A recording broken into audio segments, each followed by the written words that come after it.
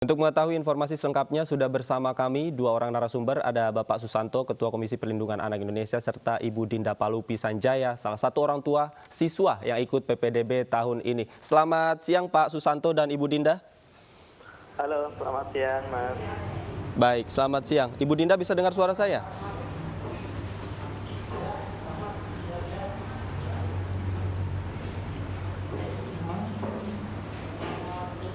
Baik, baik. Sebelum saya ke Pak Susanto, saya ingin ke Ibu Dinda terlebih dahulu. Ibu Dinda, saya ingin dengarkan kisah dan keluh kesah Ibu Dinda ini saat mendaftarkan PPDB anak Ibu, di mana tahun ini ada beberapa hal yang berbeda dengan tahun-tahun sebelumnya. Seperti apa, Bu, prosesnya? Boleh diceritakan, Ibu Dinda?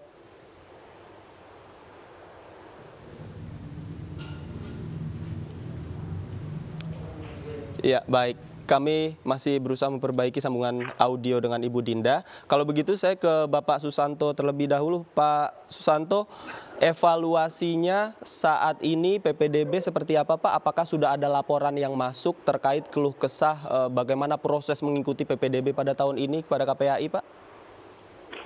Ya, pertama perlu kami sampaikan bahwa memang ada sejumlah keluhan ya dan juga kekhawatiran orang tua terkait dengan pelaksanaan penerimaan peserta didik baru ya tahun ini, apalagi memang situasi saat ini adalah situasi pandemi COVID, sehingga konteksnya adalah bukan hanya terkait dengan sistem PPDB-nya, tetapi juga bagaimana jaminan keselamatan dan kesehatan anak saat ini. Memang kan untuk sejumlah wilayah memberlakukan bahwa proses PPDB melalui online atau melalui daring itu saya kira juga menjadi bagian dari ikhtiar untuk mencegah anak-anak kita terpapar dari virus COVID-19. Meskipun tentu ada beberapa khawatiran kendala, jangan-jangan kemudian dengan melalui daring ini, apalagi beberapa daerah tidak semuanya berfungsi dengan baik ya, dari katakanlah daya dukung dan infrastruktur listrik, sinyal dan lain sebagainya. Dan ini adalah beberapa keluhan yang masuk di kita. Tapi prinsip bahwa KPAI saat ini memang terus mengumpulkan data melalui proses pengawasan terkait dengan persiapan PPDB, dan mudah-mudahan dalam waktu yang tidak terlalu lama nanti kita akan sampaikan ke publik terkait dengan hasil pengawasan persiapan PPDB saat ini. Baik. Kalau untuk juknisnya sendiri, petunjuk teknis yang semula dikeluhkan oleh orang tua murid ini, Pak Susanto, yang terkesan mendadak dan tidak ada waktu untuk sosialisasi seperti ini, apakah laporannya juga sudah masuk ke KPAI? Ya, memang ada beberapa keberatan-keberatan ya yang masuk di kami. Tetapi begini, kalau melihat dari juknis yang ada, memang kan zonasi itu zonasi murni ya, itu kan diharapkan minimal 50% kalau kita melihat normanya. Kemudian ada afirmasi, perpindahan orang tua, misalnya untuk afirmasi katakanlah minimal 15%, kemudian perpindahan orang tua 5% dan lain-lain. Nah, yang jadi beberapa kekhawatiran diantaranya adalah anak-anak yang berprestasi, kemudian secara akses anak tersebut misalnya agak sedikit punya jarak yang tidak dekat atau lumayan agak jauh dengan sekolah tertentu, itu juga jadi kekhawatiran, apalagi kondisinya kondisi COVID. Jadi pertimbangan COVID saat ini memang juga menjadi kendala optimasi dari pelaksanaan PPDB saat ini. Apalagi memang pemerintah baru kemarin ya jam 16.30 menyampaikan ke publik terkait dengan mispersepsi dari masyarakat, karena informasi itu kan sejumlah masyarakat ada yang miss ya, ada yang berpandangan bahwa pembukaan ajaran baru itu diundur, ada pembukaan tahun ajaran baru yang berkembang ya sebagian ya, beberapa yang khawatir langsung tatap muka, padahal sebenarnya tidak demikian. Jadi ada miskonsepsi yang kemudian ke publik ya. Tapi alhamdulillah kemarin Pak Menteri juga sudah menyampaikan dengan beberapa jajarannya, termasuk juga Menteri Kesehatan juga ikut menjelaskan terkait dengan hal ini. Hemat kami memang kita semua harus cermat ya.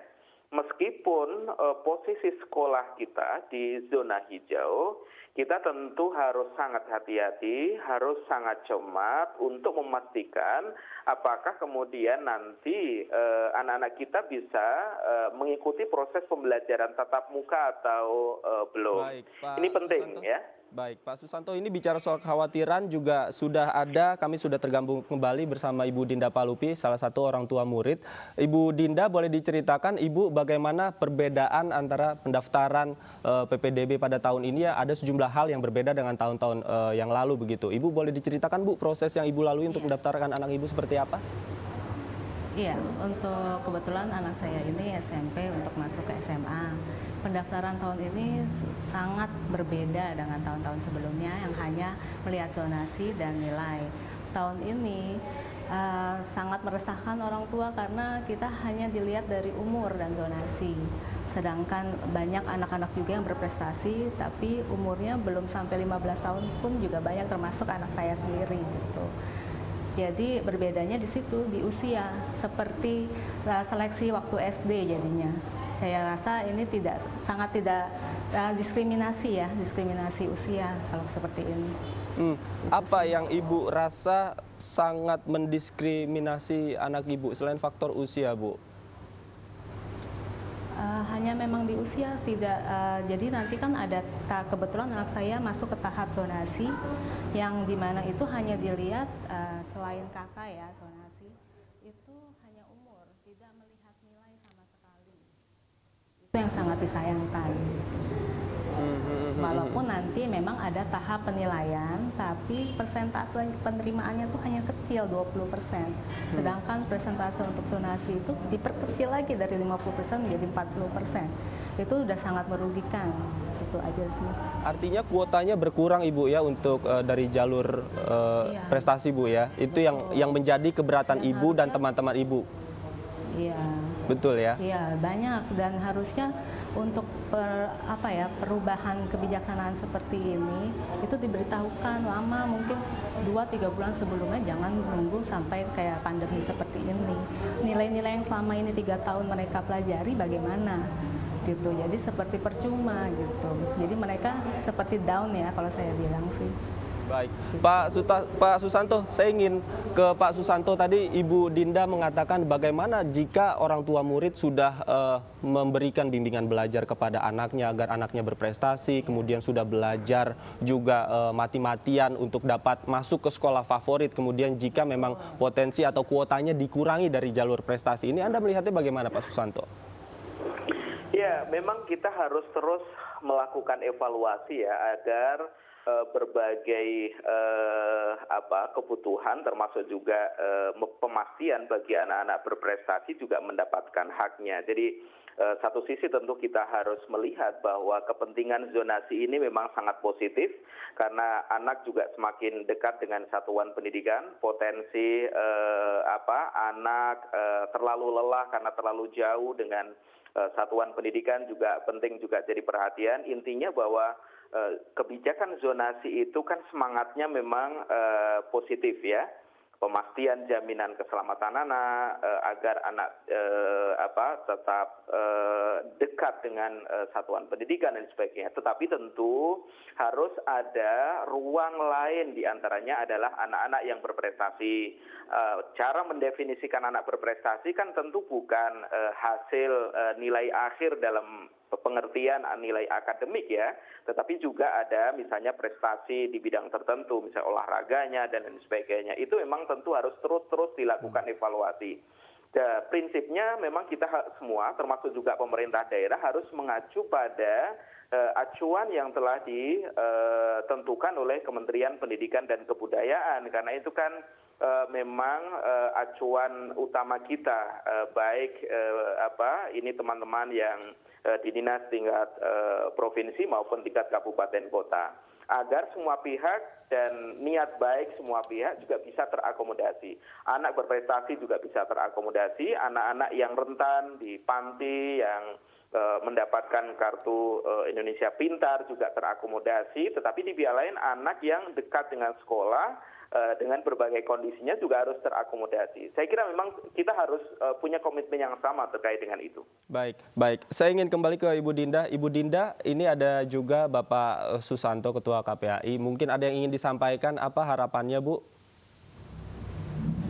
Iya, untuk harapannya sudah pasti kalau bisa kebijaksanaan mengenai usia ini tolong dihapuskan gitu, karena betul-betul ini anak-anak yang sudah 3 tahun ikutan bimbingan di luar dan mengikuti tryout yang selama ini dikejar terus nilainya untuk dinaikkan gitu, itu sepertinya semuanya percuma gitu. Jadi anak-anak terus terang untuk apa belajar jadinya kalau kita hanya lihat usia gitu.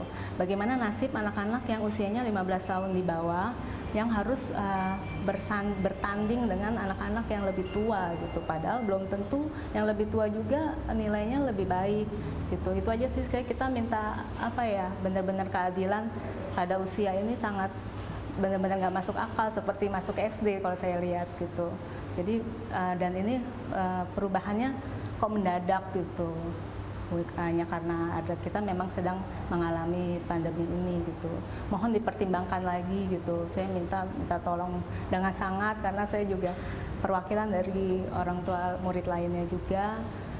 Mohon siapa tahu nanti di last minute ini ada perubahan mengenai usia yang bisa lihat dari nilai anak-anak juga gitu. Itu Baik, sih, baik. itu lebih fair kayaknya. Baik, baik. Pak Susanto, itu ada masukan tadi dari Ibu Dinda, karena ini dilematis juga Pak Susanto, karena di satu sisi juga harus mengakomodir siswa-siswa yang berprestasi, tapi di sisi lain juga harus memikirkan faktor afirmasi khususnya usia, Pak Susanto. Terakhir seperti apa Pak Susanto? Ya, tentu ini input sangat positif ya, sebagaimana disampaikan Ibu Dinda ya terkait dengan usia. Hemat kami nanti kita akan telah dulu ya secara utuh terkait dengan input yang disampaikan Ibu Dinda, dan tentu kita akan sampaikan ke Kementerian Pendidikan dan Kebudayaan. Prinsipnya tentu kan semua anak Indonesia harus terakomodasi.